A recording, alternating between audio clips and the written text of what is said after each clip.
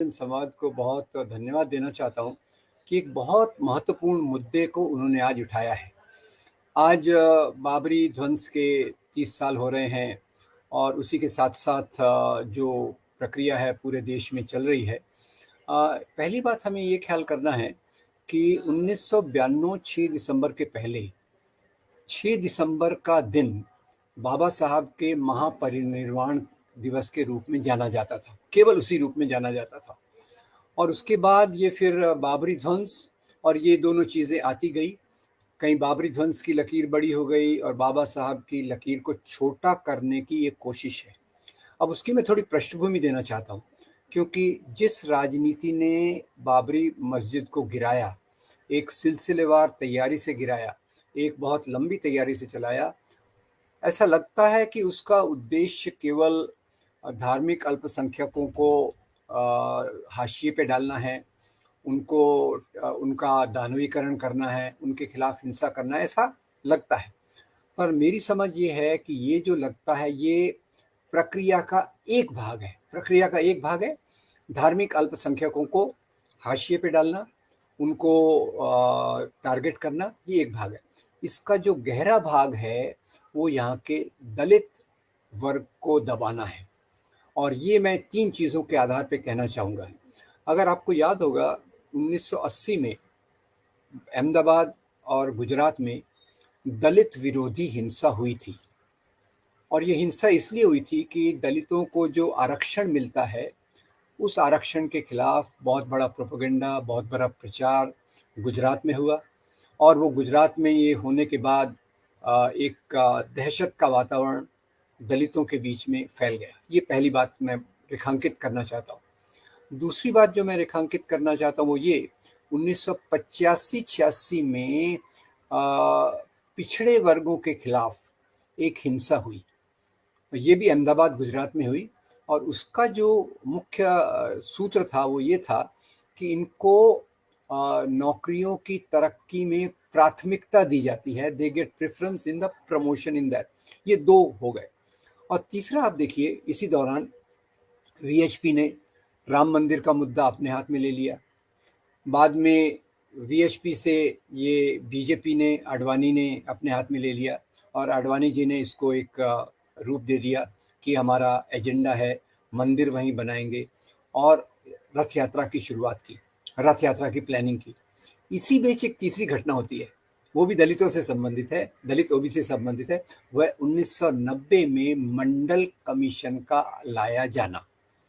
और मंडल कमीशन ऐसा था कि जो बीजेपी के लिए न निगलते बनता था न उगलते बनता था। उसका स्पष्ट विरोध भी नहीं कर सकते थे और उसको स्वीकार भी नहीं कर सकते थे। तो उन्होंने उसके समांतर एक बड़ी लकीर खींचने के लिए रथ यात्रा जो उसकी प्लानिंग थी उसको और मजबूत कर दिया। और ये मुख्य रूप से जो राजनीति है, धर्म के नाम की राजनीति भारत में जो है, ये दलित बहुजन के खिलाफ भी है। और वो खैर उसके तरीके तो आज बहुत अलग अलग प्रकार के हैं। तो इनकी इस रथ यात्रा में अभी एक इंसिडेंटल बात बता दूं कि इनकी रथ यात्रा में रथ यात्रा आगे जाती थी और पीछे खून की लकीरें ये छोड़ती जाती थी जो ज़्यादातर अल्पसंख्यकों के थे। और उसी के साथ साथ उन्होंने एक और स्ट्रैटेजी सोशल इंजीनियरिंग के माध्यम से दलित ओबीसी के एक तबके को अपने साथ जोड़ने का भी प्रयास किया। अब ये जो आरएसएस ऑर्गेनाइजेशन है ये बहुत डायनेमिक ऑर्गेनाइजेशन है। 1925 में बना होगा पर ये अपनी नीतियों में लगातार परिवर्तन करता है। ये जानता है दलित ओबीसी को नीचे रखना है, पर ये भी जानता है कि उनके वोट्स प्राप्त करना है और ये दिखाना है कि हम उनके साथ हैं। तो 1990 की रथ यात्रा में 2 प्रक्रियाएं साथ साथ चली। एक बीजेपी के द्वारा डायरेक्टली रथ यात्रा, जिसका उद्देश्य था मंदिर वहीं बनाएंगे, यानी जहाँ मस्जिद है उसको तोड़कर मस्जिद बनाएंगे, मंदिर बनाएंगे। और दूसरा उद्देश्य उसी में साथ में उन्होंने जो बहुत चालाकी से, चतुरता से जो प्लानिंग की वो ये कि दलित ओबीसी को अपने साथ जोड़ेंगे। और ये कैसे जोड़ेंगे कि भाई जैसे वीपी सिंह साहब ने उस समय डॉक्टर अंबेडकर को भारत रत्न दिया, तो वो सरकार का समर्थन बीजेपी भी कर रही थी, तब तक उन्होंने इसका विरोध नहीं किया। और जो दूसरी चीज़ें चल रही थी, उनका सामाजिक समरसता मंच जो दलितों के बीच में ज़्यादा सक्रिय था, उसमें सोशल इंजीनियरिंग, और तीसरी एक अंग्रेजी की शब्द है संस्कृताइजेशन। संस्कृताइजेशन में यानी जो उच्च वर्ण के लोग हैं, वो जब इनके बीच में जाते हैं, दलित और ओबीसी के बीच में, तो उनको गौरव महसूस होता है और वो इनके पीछे आने की कोशिश करते हैं। चौथा जो इसका टेक्निक था कि इनके बीच में एक प्रकार की धार्मिकता को प्रोत्साहन देना। उसमें 2-3 बातें आपको बता दूंगा। जैसे हमारे महाराष्ट्र में गणपति का उत्सव बहुत फेमस था, बहुत लोकप्रिय है। दक्षिण भारत में भी दलित और ओबीसी बस्तियों में इन्होंने विनायक चतुर्थी के नाम से गणेश पैसा देना चालू किया और उन त्योहारों को मजबूत करना चालू किया। तो ये 4 तरीके उन्होंने अपनाए दलित ओबीसी के खिलाफ कि, और 5 तो इसमें सोशल इंजीनियरिंग, कोऑप्शन, उनके कुछ प्रतीकों को सामने लाना, अंबेडकर के मूर्तियों को माला पहनाना। अब जो अंबेडकर भारतीय संविधान में स्वतंत्रता, समता, बंधुता की बात करते हैं, इनके मूल्य पूरे उसके उलट हैं, पर फिर भी एक प्रतीक के तौर पे, ऊपरी तौर पे उनको आदर देने के नाम पर वो ये किया। और इसी के चलते 5वीं जो सबसे चालाक चीज़ आई वो ये कि मस्जिद तोड़ने के लिए 6 दिसंबर को चुनना।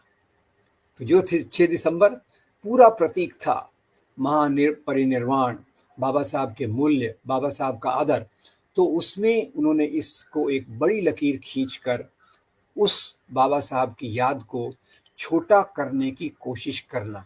तो ये बहुत एक कॉम्प्लेक्स, जिसको अंग्रेजी में कहते हैं, एक ऐसी प्रक्रिया है जिसके चलते एक तरफ से अपने एजेंडा को भी पूरा करना, और दूसरी तरफ से एक संदेश भी देना, और तीसरी तरफ से उसी दिन पे ये करना ताकि जो चित्र है देश के सामने बाबा साहब का, उस चित्र को, उनके मूल्यों को थोड़ा सा कमज़ोर करने की कोशिश करना।